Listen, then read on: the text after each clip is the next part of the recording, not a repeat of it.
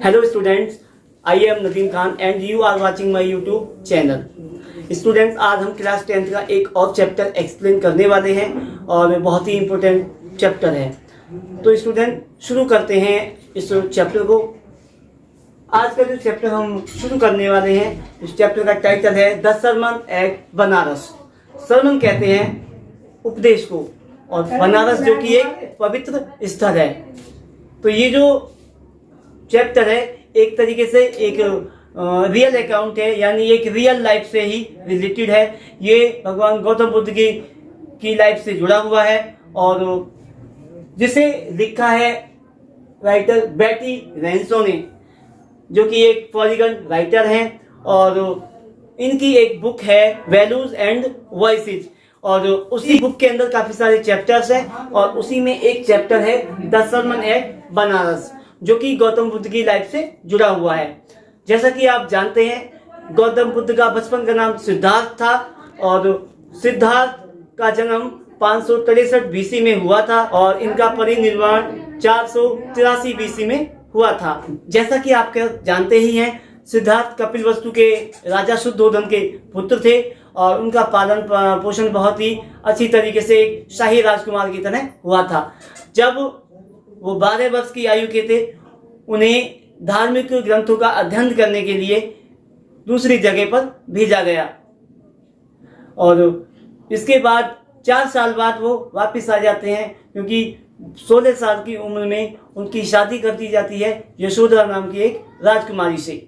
उन्होंने अपना 10 वर्ष तक वैवाहिक जीवन व्यतीत किया और इसी दौरान उनके एक पुत्र की प्राप्ति होती है जिसका नाम राहुल होता है। जब 25 वर्ष की आयु पूरी कर चुके थे, किसी भी तरह के दुख के बारे में जरा भी ज्ञान नहीं था, क्योंकि उनका जो जीवन था अधिकतर महल में ही व्यतीत हुआ था।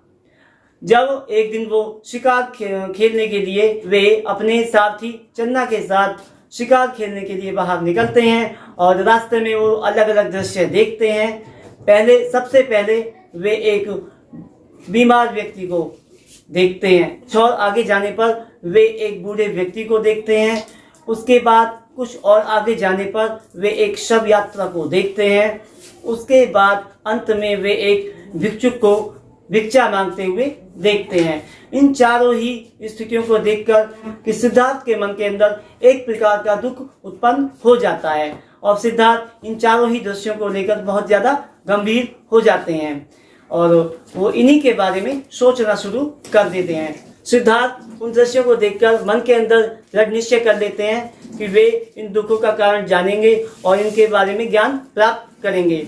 तो इस तरीके से सिद्धार्थ अपने महल, पत्नी, अपने पिता और अपने पुत्र को छोड़कर चले जाते हैं। वे 7 वर्षों तक जगह जगह भटकते रहे और अंत में एक वट वृक्ष के नीचे बैठ गए और 7 दिन के बाद उन्हें ज्ञान की प्राप्ति हुई। उस वृक्ष को बो ट्री या ट्री ऑफ विजडम कहा जाता है। उसके बाद उन्होंने लोगों को ज्ञान देना शुरू कर दिया और तभी से उन्हें बुद्धा या एनलाइटेंड कहा जाने लगा। तो इस तरीके से जब गौतम बुद्ध को ज्ञान प्राप्त हो गया और उन्होंने लोगों को उपदेश देने शुरू किए, तो उन्होंने सबसे पहला उपदेश जो दिया था अपना, वो सारनाथ में दिया था। और अब इस चैप्टर में सारनाथ उनकी पहले उपदेश से ही संबंधित एक कहानी है।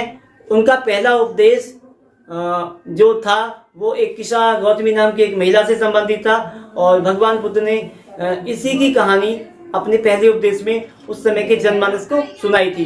इस कहानी के अंदर बताया गया कि एक किशा गौतमी नाम की एक महिला थी और जिसका एक पुत्र था और वो पुत्र अचानक ही मृत्यु को प्राप्त हो जाता है और उसकी माँ किशा गौतमी काफी ज्यादा दुखी हो जाती है, क्योंकि वह उनका एकमात्र पुत्र था। अपने पुत्र को जीवित करने के लिए वो जगह जगह चिकित्सकों के पास जाती है और औषधि की मांग करती है। जब वह थक हार कर सभी जगह से निराश हो जाती है, तो अंत में वह एक व्यक्ति के पास जाती है। वह व्यक्ति काफी बुद्धिमान होता है। वह उसे बताता है कि आप एक काम कीजिए, उस जगह पर चले जाइए, वहाँ एक शाक्य मुनि नाम के एक महात्मा रहते हैं और वह आपके पुत्र को जीवित कर सकते हैं। किस्सा गौतमी के अंदर एक आशा की किरण उत्पन्न हो गई थी। वह उससे धन्यवाद देकर तुरंत शाक्य मुनि यानी गौतम बुद्ध के पास जाती हैं और वहाँ जाने के बाद उनके चरणों में गिर जाती हैं और कहती हैं कि महाराज कि मेरा जो पुत्र है वो मृत्यु को प्राप्त हो गया है और मेरा एकमात्र पुत्र है यह, मैं इसके बगैर जीवित नहीं रह सकती, किसी भी तरीके से आप मेरे इस पुत्र को जीवित कर दीजिए। किस्सा गौतमी की विनती के उत्तर में भगवान गौतम बुद्ध उससे कहते हैं कि मैं तुम्हारे पुत्र को जीवित कर सकता हूँ, कि तुम्हें एक काम करना होगा, तुम्हें किसी एक के घर से एक मुट्ठी भर सरसों के दाने लाने होंगे।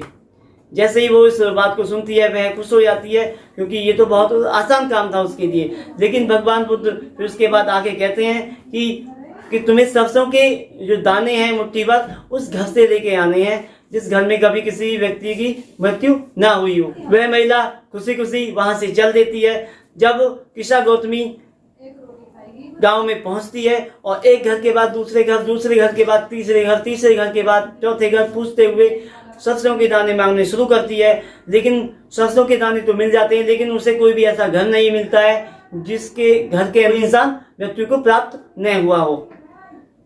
तो वो काफी निराश हो जाती है और वो सरसों के दाने देने से मना कर देती है, क्योंकि सभी घरों के अंदर कोई ना कोई व्यक्ति मृत्यु को प्राप्त हुआ था।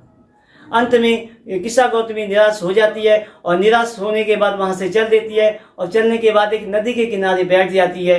शाम का समय होता है। जब वह नगर की तरफ देखती है तो नगर में कुछ जगहों पर रोशनियां हुई होती हैं, जबकि कुछ जगह पर अंधेरा होता है।